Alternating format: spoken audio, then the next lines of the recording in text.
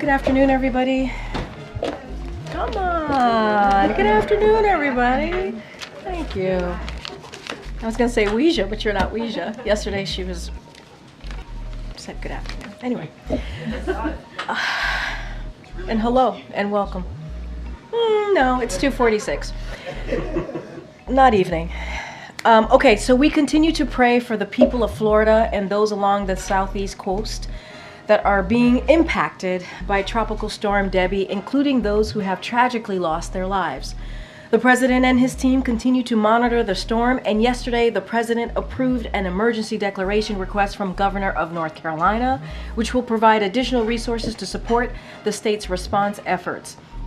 This is in addition to emergency declaration requests the president has already approved from the governors of Florida, South Carolina, and Georgia. The Biden-Harris administration remains in close touch with officials from affected states, and FEMA has over 600 staff in the region to assist as needed. FEMA's National Response Coordination Center here in Washington and their Regional Response Coordination Center in Atlanta remain activated to further support the local response and coordinate federal efforts. Additionally, personnel from the DoD, HHS, U.S. Army Corps of Engineers, and U.S. Coast Guards have deployed and are prepared to support as well. I want to remind people out there that this storm isn't over yet, so we continue to urge everyone in its path to remain cautious, heed the warnings of local officials, and visit ready.gov, again, ready.gov, for tips on how to stay safe. And just a few more things that I want to add here. Today, the president recorded a sit-down interview with Bob Costa for CBS Sunday Morning. The full interview will air this Sunday, August 11th. Tomorrow, the president will call the governor of Hawaii and mayor of Maui County to commemorate the one-year anniversary of the tragic Maui wildfires and those who lost their lives. Highlight the progress that has been made to date and underscore the administration's continued support to ensure the long-term recovery of survivors and impacted communities. And tomorrow afternoon, the president will welcome the Texas Rangers to the White House to celebrate their 2023 World Series championship season. We will keep you posted on additional engagements in the days ahead. Finally, this is great. This is great news. Sungmin, I know this is your last briefing before you head out to maternity leave, so sorry, hopefully didn't. She's like on her smartphone, but we wanted to congratulate you. This is coming from the press team, all of us. We wanted to congratulate you and wish you well. This is an exciting time, and obviously congratulations to you and your growing family. Anyway, and with that, two topics, if I may. I like to throw you guys off from time to time. Go ahead. First one on the economy. As you know, the stock market's up today, the U.S. stock market. So I was wondering if the White House thought the sell-off on Monday was just a blip, or if it signaled any sort of broader turmoil in the global economy. So, as you know, we're very mindful when it comes to the stock market. What I will say is, look, and I said this yesterday and I'll say it again today, while there's been some volatility, our economy is indeed resilient. The data shows this. I ticked off the data, as you have heard me say before. Unemployment is still low at 4.3%, created nearly 16 million jobs, including more than 170,000 jobs per month over the last 3 months. Inflation is down 2.5%. Wages are up. They are rising faster than the prices for 14 months in a row. That's important. And GDP grew 2.8% last quarter, with consumers resilient and business investment up more than 5%, and expectations are for growth to remain solid this quarter. What we are going to continue to do, as people ask what we're focused on for the next 5 months or so, is making sure that we continue to build on those successes for middle-class families, working families, and that is incredibly important. Let's not forget, we got to continue to work on capping prescription drugs. This is something that the president was able to do via the Inflation Reduction Act, where we are now able to negotiate, Medicare is able to negotiate with pharmaceuticals, and we expanded health care. So those are the things that we want to continue to do. Rebuilding infrastructure, businesses investing $9 billion in manufacturing and clean energy. Those are the things that we want to focus on, taking on price gouging. And while Republicans in the House are doing the complete opposite, they want to cut Social Security, which of course would raise costs for American families, and they want to give tax cuts to billionaires and corporations. That is not our focus. That's not what we agree on. And you have seen what we have done the last 3.5 years, and certainly we're going to keep building on that. As it relates to your question, our economic team is going to continue monitoring developments. That's what they do, and keeping the president and the vice president updated.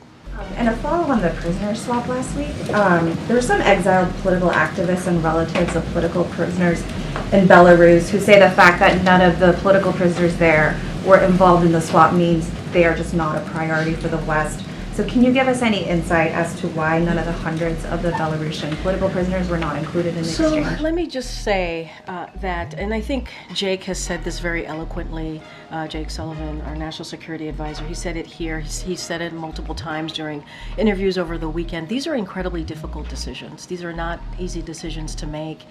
And, you know, this is a president that values human life, right? That values American citizens. And he has said from the beginning of this administration, and he has shown to get home innocent, wrongfully detained Americans back home to their loved ones, to their families. And you have seen this.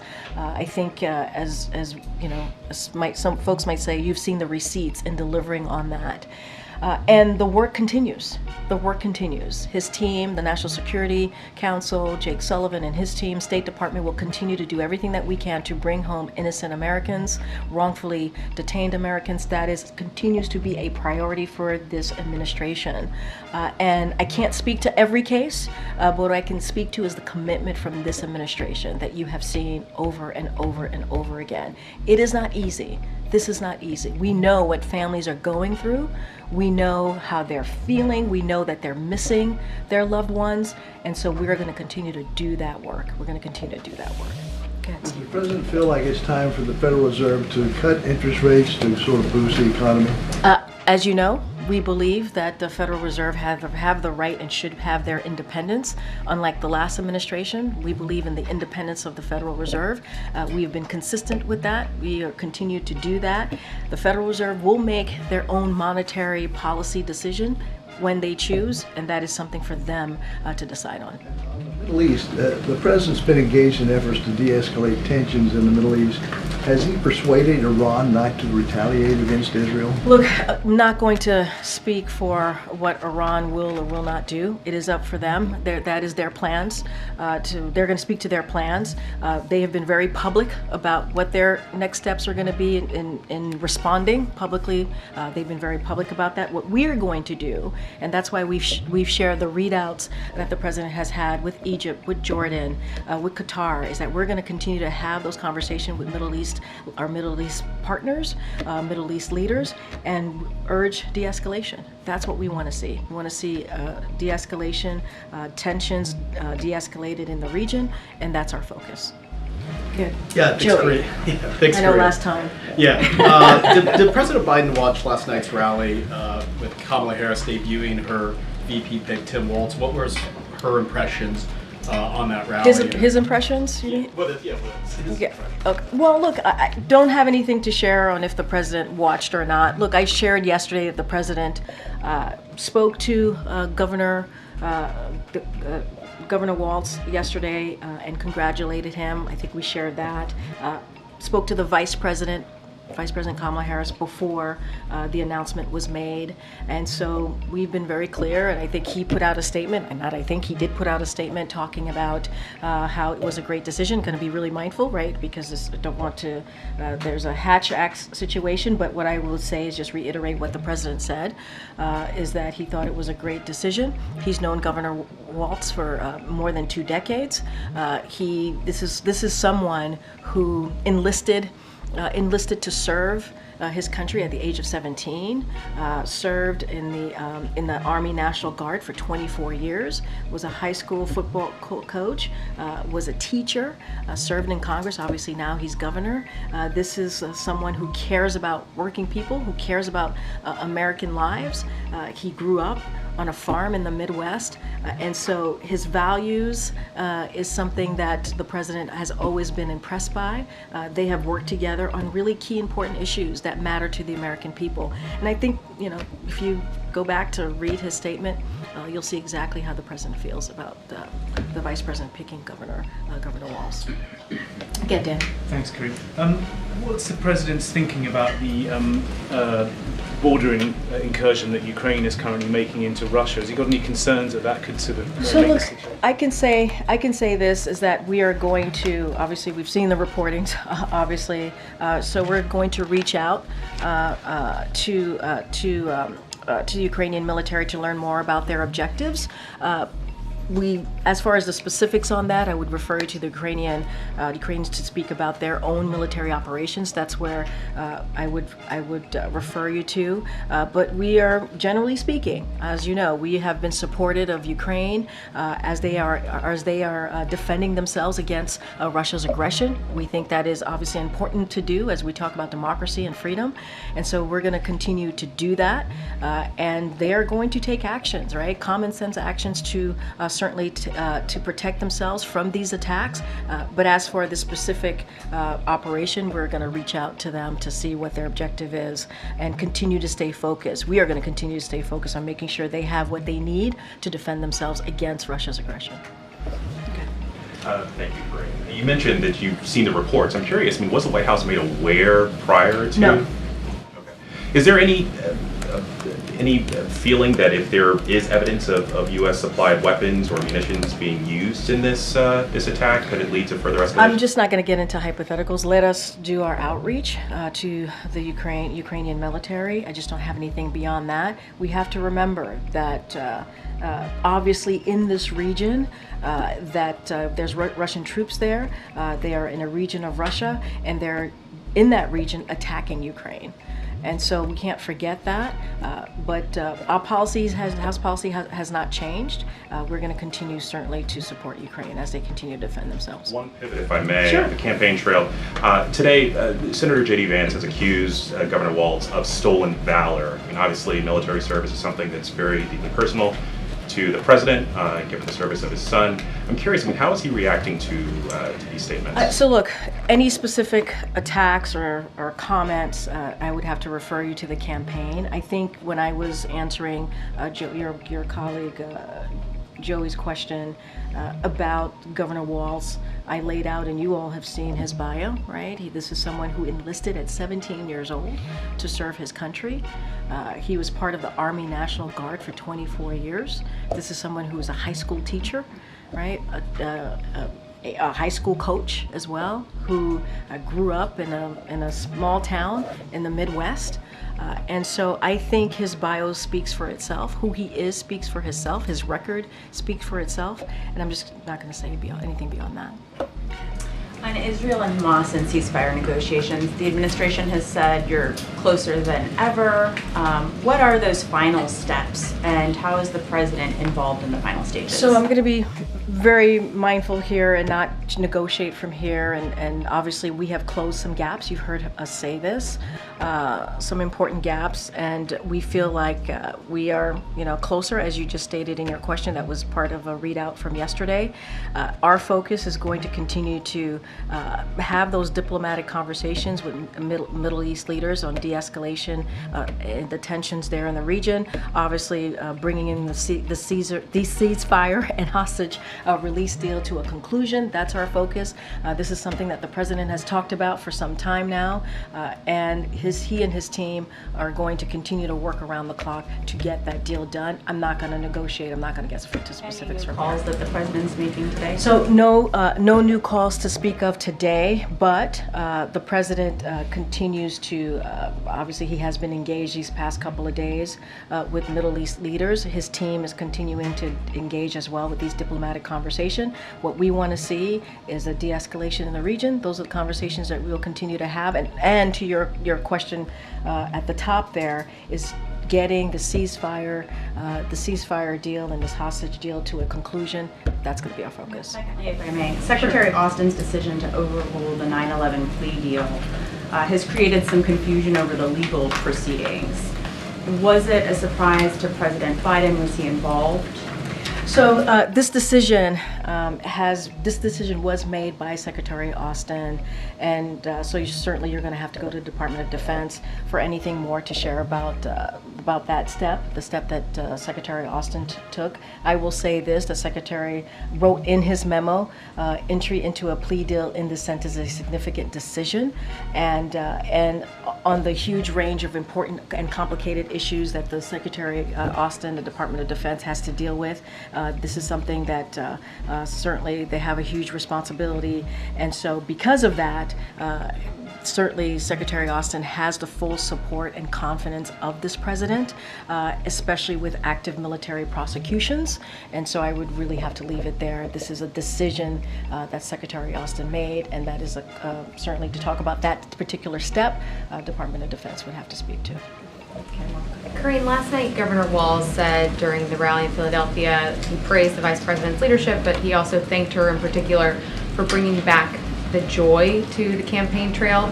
Does the President share that assessment that Vice President Harris has returned joy? So here's what I will say. Again, it's a campaign activity, but I'll say this more broadly, and this is basically repeating what the President said.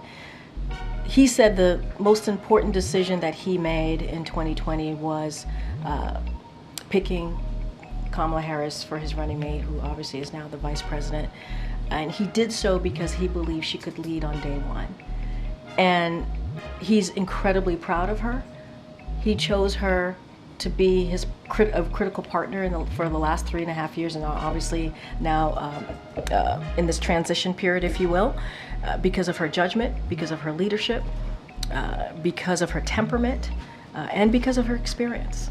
And so what he has seen what we've all watched and experienced these past couple of weeks is exactly what he was hoping for. You think about the energy, you think about the excitement. That's what he wanted to see, right? He talked about unity. He wanted to bring the party together. So I will leave it there.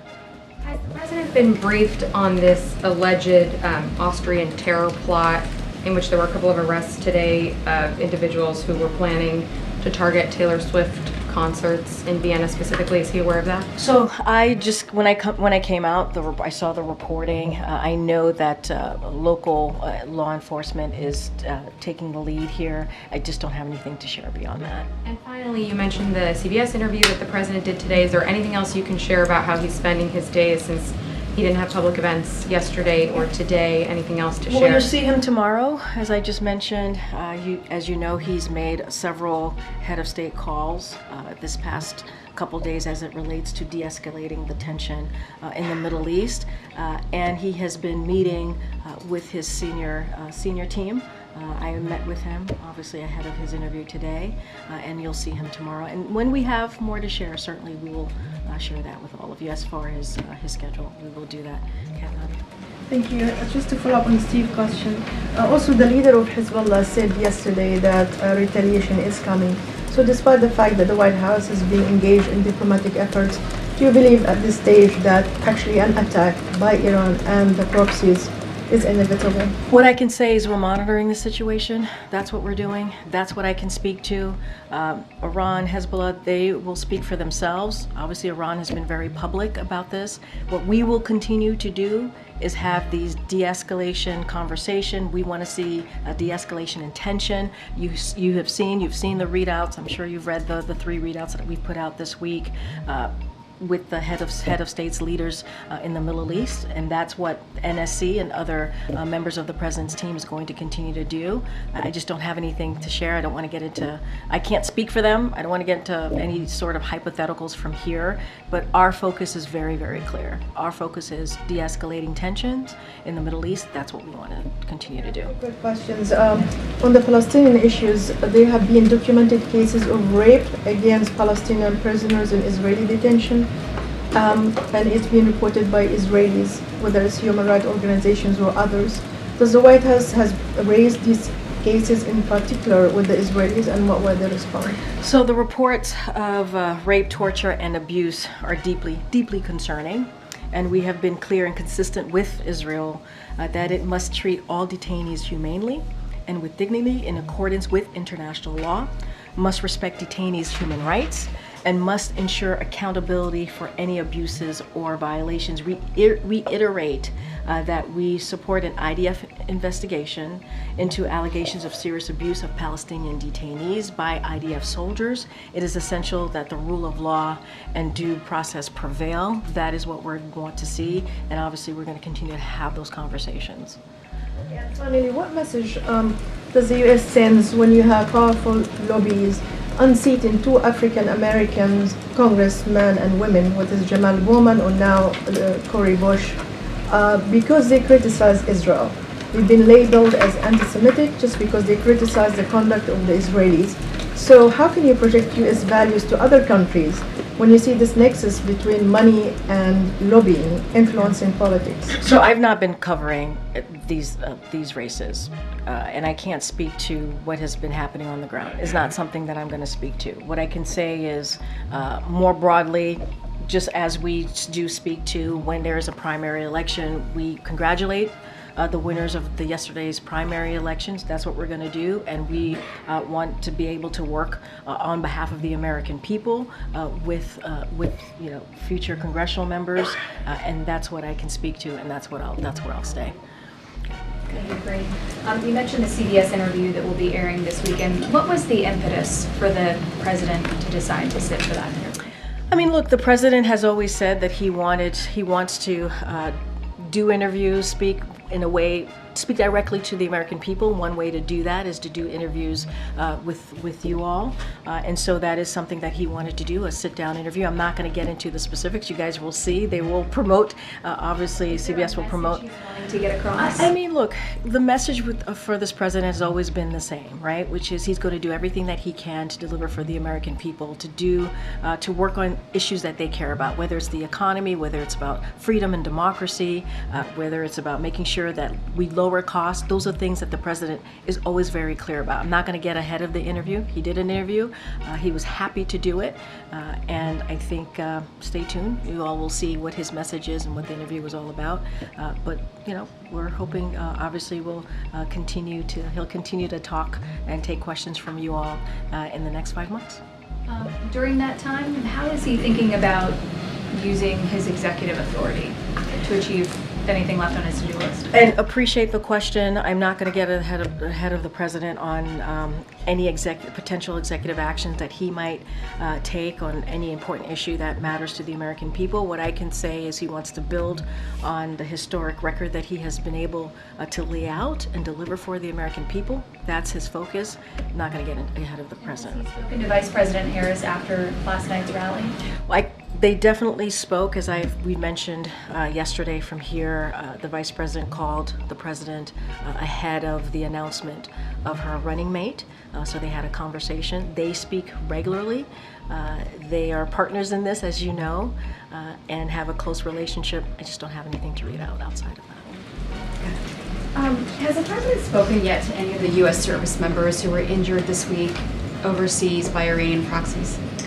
Don't have any conversations to speak of but from the president. What I can say, just to give you all a little bit of an update, of the 7 U.S. personnel injured during the attack, 2 personnel have been returned to duty, 2 personnel are recovering locally, and 3 personnel have been evacuated for further treatment and remain in stable condition.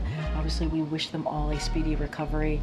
If there is a call to speak to, we certainly will let you know. I asked that because you're saying that the president is very busy every single day, obviously in the Oval Office and within the walls of the White House.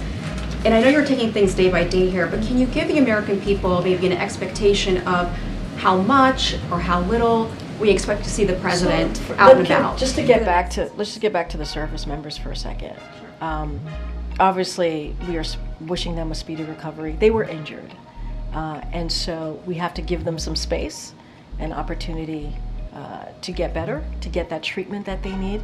As the president, he's also the commander-in-chief, as you know, and he takes that incredibly seriously. So I just wanted to make sure, that I had a second to go back to that. As it relates to the president's schedule, public schedule, because I think that's what you're really asking me about, what his public schedule will look like. You'll see him tomorrow.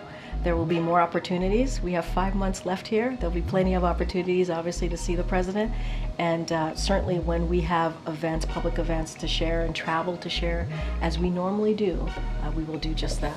Go ahead, Josh. No, go ahead, Josh. Has he decided on how long he'll go to the DNC for? How long? We're still working that out. And once we have more information, obviously, we'll work that through. Has he spoken with the vice president about how he can best support her? In other words, is he giving her this moment, for lack of a better phrase, by doing more private events than public ones? So, look, I think what you can expect is the president is going to be as supportive as he can to the vice president. I got to be mindful because a lot of this, obviously, that we're talking about is campaign activity, and they talk regularly, they talk frequently, and so I'm probably just going to leave it there and not get too much into their private conversations. The president made this decision because he thought it was the right decision on behalf of this country. He thought it was the right decision to make in this moment. And he's very proud of that decision. He's very proud of the vice president. And he believes, again, as I stated before, that when he selected her in 2020 to be his running mate, it was the right decision at that time. And it was the right decision in moving forward with our country. The best decision that he made.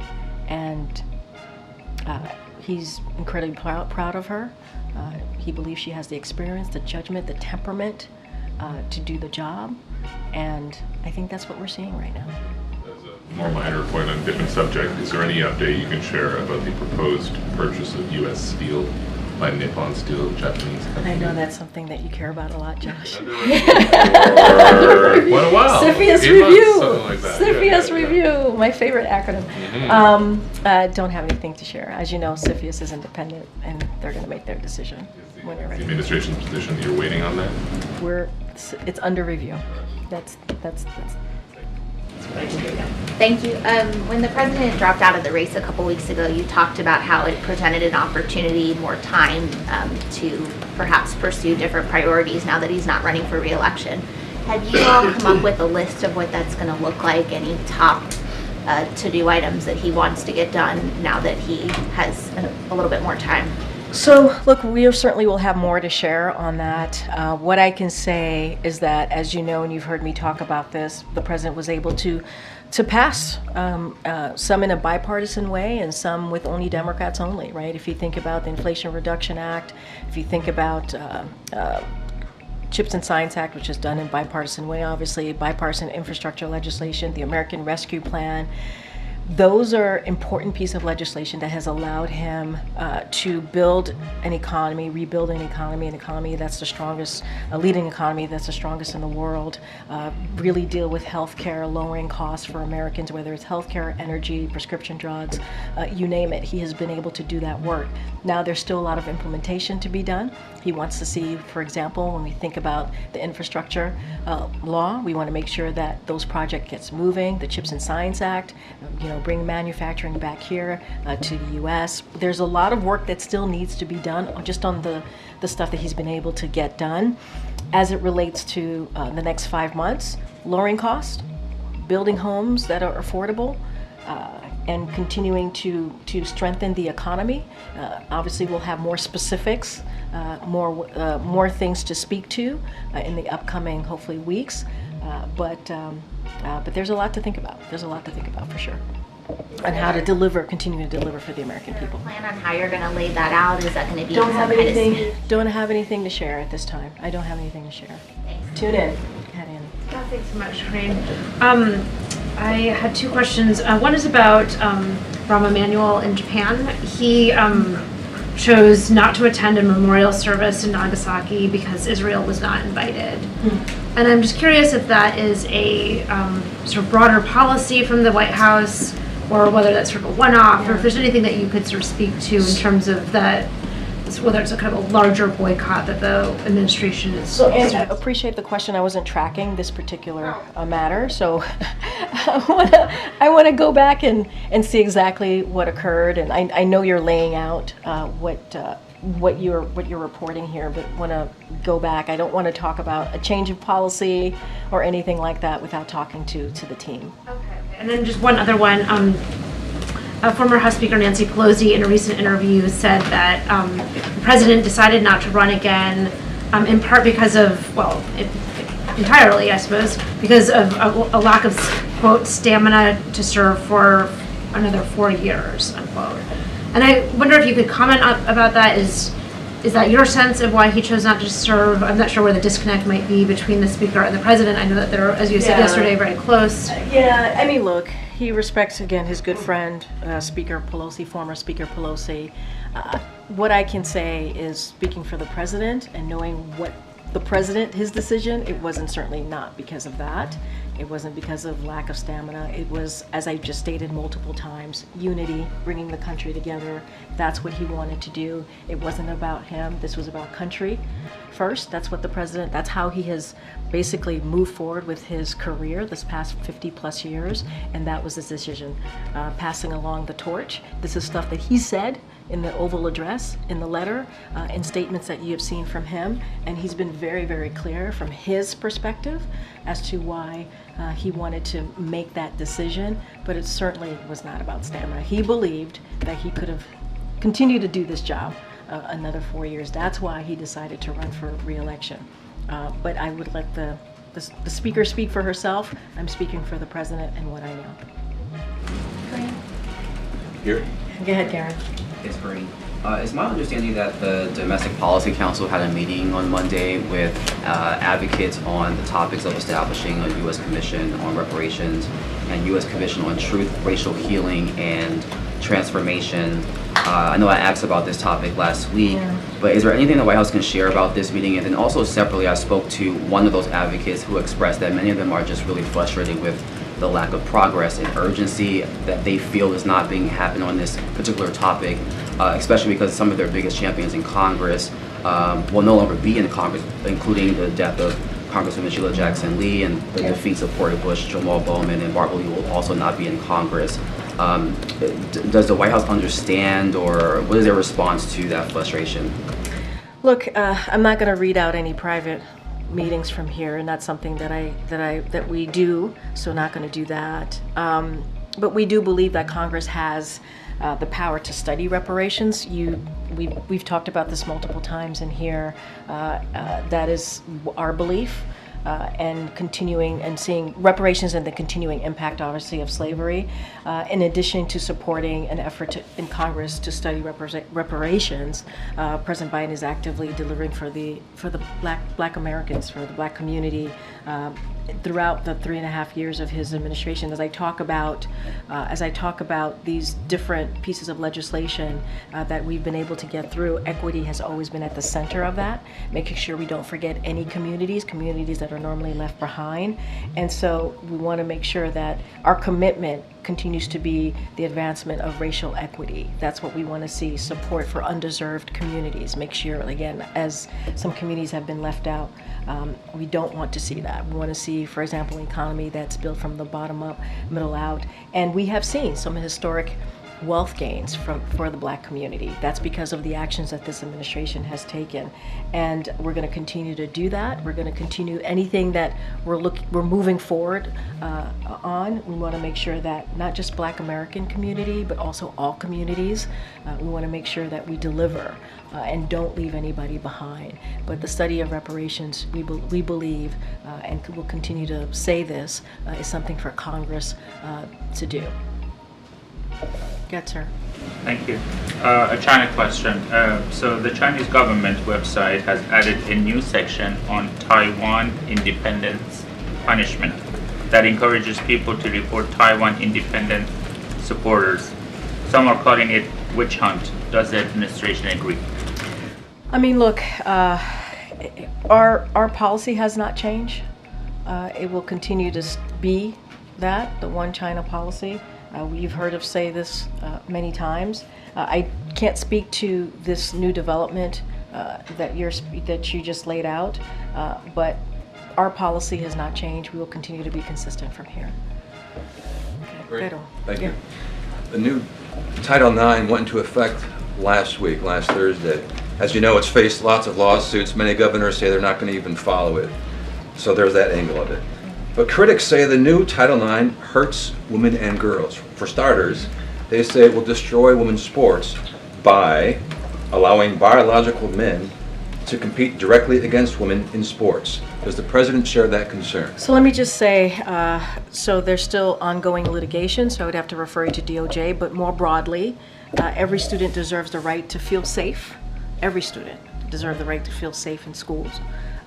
That's what the rule is all about, strengthening and restoring vital protections that the previous administration took away. And ending violence against women and girls has been a priority not just for this president as president, but certainly during his Senate years, throughout his career, and that is something that he's has been always very focused on. This is an important step in an ongoing work to end campus sexual assault. That's what we want to see, and I cannot speak any further to the litigation. I'm not going to get ahead of any of that, so I'm just going to leave it there. How do you address the concerns that the new regulations, the new Title IX rewrite, will allow men, biological men, into women's locker rooms? Look,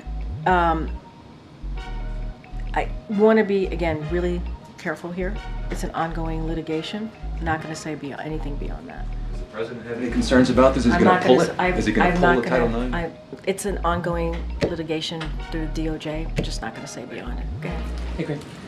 Follow up on Cori Bush. She gave a speech last night after the results came in, and she said to AIPAC, who spent heavily against her, "I'm coming to tear your kingdom down." Does the president have an opinion on that statement?